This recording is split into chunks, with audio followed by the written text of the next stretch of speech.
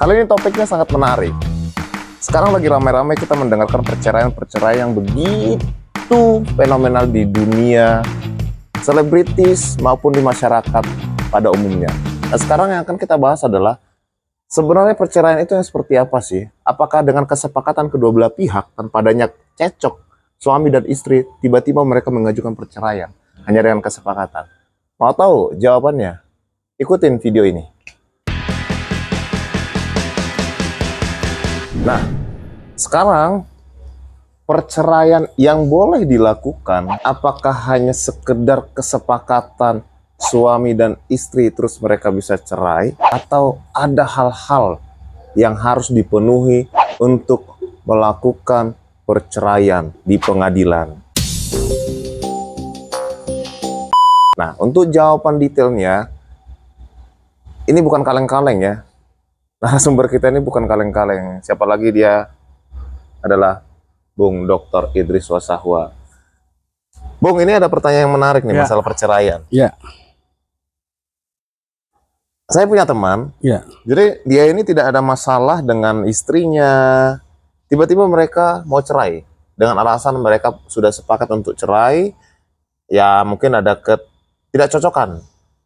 Nah, menurut pandangan Bung Idris, selaku praktisi hukum dan juga akademisi, perceraian itu menurut hukum Islam, nah kebetulan teman saya ini Islam, menurut hukum Islam yang benar-benar itu seperti apa sih? Ya, jadi cerai bagi orang Islam khususnya itu berpedoman pada kompilasi hukum Islam.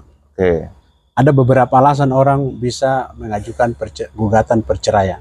Antara lain, misalnya kalau suami dia melanggar taklik talak, ya, atau salah satu pihak suami atau istri murtad, pindah agama. Yang lain lagi itu, ini yang sering ya, terjadi percekcokan, perselisihan di antara kedua belah pihak, sehingga keduanya itu kelihatan sudah tidak mungkin melanjutkan hubungan rumah tangga di antara keduanya. Nah, itu antara lain orang mau cerai, alasannya itu antara lain ya. Nah, dari beberapa syarat-syarat ini, satu pun mereka itu tidak ada. Alasan mereka, ya kami sudah sepakat untuk cerai.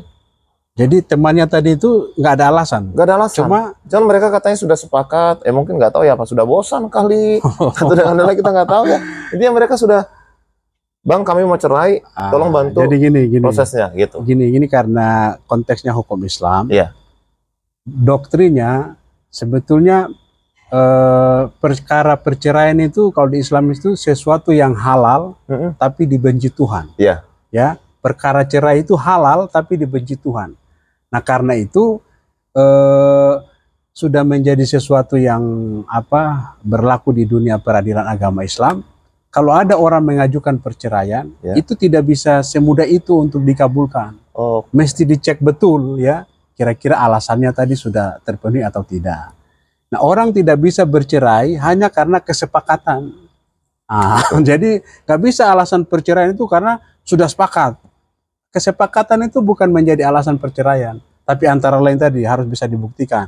Apakah salah satu pihak pindah agama atau terjadi percekcokan ya di antara suami istri, sehingga dari percekcokan itu hakim melihat bahwa kayaknya dua orang ini nggak bisa hidup rukun lagi nih.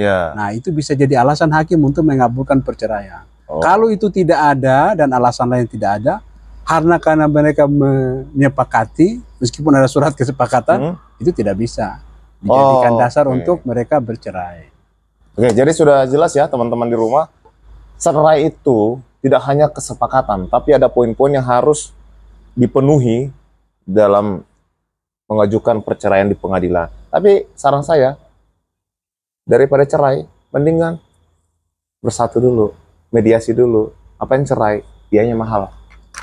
Jadi udah cukup jelas ya informasinya. Bung, terima kasih. Sama-sama. Informasinya. Sehat terus ya buat kita ya. Ya, makasih. Ya.